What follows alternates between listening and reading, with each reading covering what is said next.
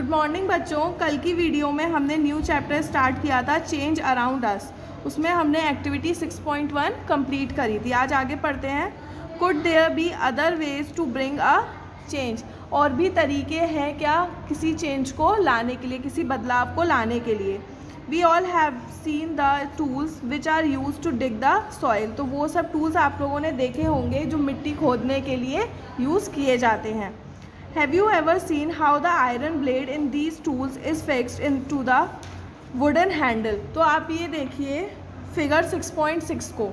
तो ये कुछ आयरन के टूल्स हैं जिसमें एक रिंग बनी हुई है और इस रिंग में एक रिंग बनी हुई है जिसमें एक वुडन हैंडल की तरीके से इसमें ये फिक्स हो गया है। तो ये कैसे फिक्स हुआ है भाई? अगर हम किसी चीज़ को खोदेंगे तो हो सकता है हैंडल अलग हो जाए और ये आयरन ब्लेड अलग हो जाए। तो ये लोगों ने कैसे फिक्स किया है, तो इस चीज़ को हम आगे देखते हैं। The iron blade of these tools has a ring in which the wooden handle is fixed। तो ये बता रहे हैं हमें कि ये आयरन ब्लेड में एक रिंग होती है जिसमें ये वुडन हैंडल क्या हो जाता है, फिक्स हो जाता है। Normally the ring is slightly smaller in size than the wooden handle.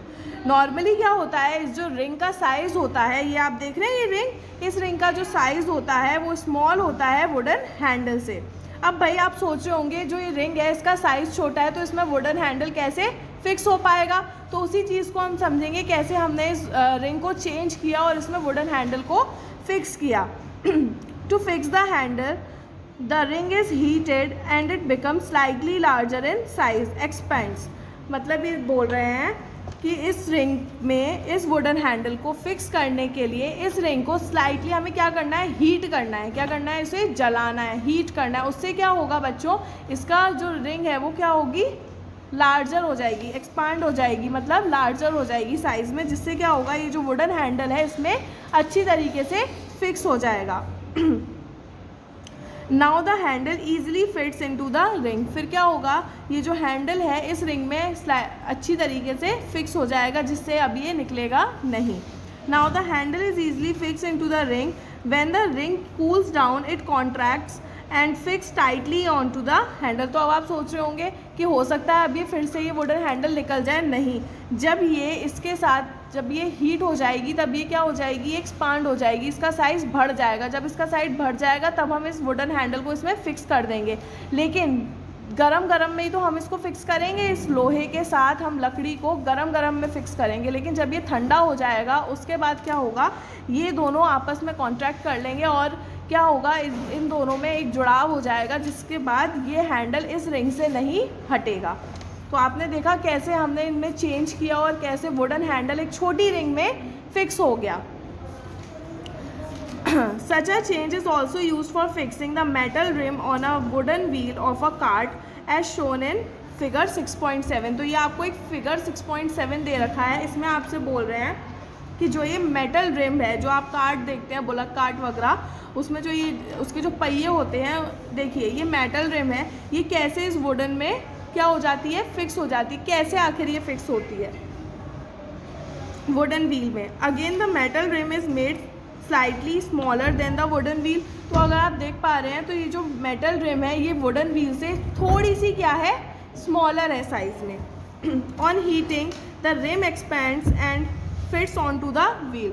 अगर हम इस रिम को, इस मेटल रिम को क्या करेंगे, थोड़ा सा हीट करेंगे, ज़्यादा हीट करेंगे तो क्या होगा, इसका जो साइज़ है वो एक्सपांड हो जाएगा और उससे क्या होगा, ये इसमें ईजिली जाके क्या हो जाएगी, फिक्स हो जाएगी।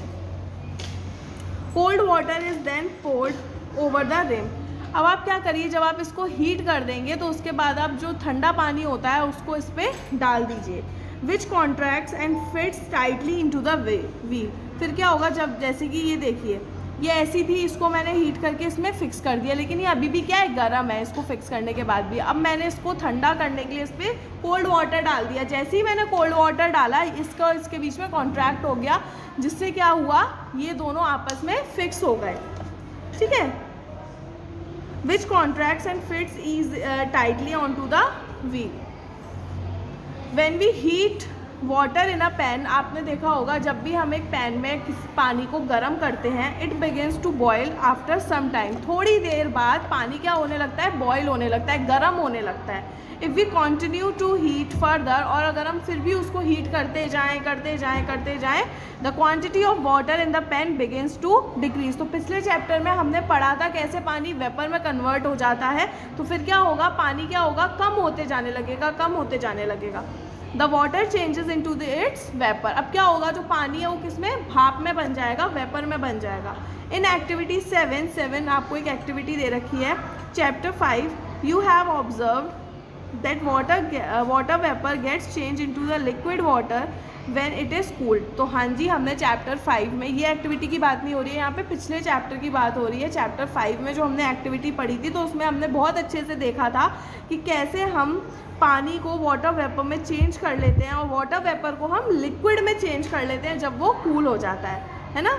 We all have noticed melting of ice, और हमने ये भी नोटिस किया था कैसे आइस, बर्फ़ को मेल्ट किया जाता है। Ice melts when it is heated, आपने देखा था वो जो केटल था उसके ऊपर प्लेट रख के हमने आइस रखी थी और उसको हीट किया था, तो कैसे आइस जो थी वो मेल्ट हो रही थी। हमने पिछले चैप्टर में ये चीज़ पढ़ रखी है, वही चीज़ आपको ये रिवाइज करा रहे हैं। What does it change into, तो वो किस में चेंज हो गई थी।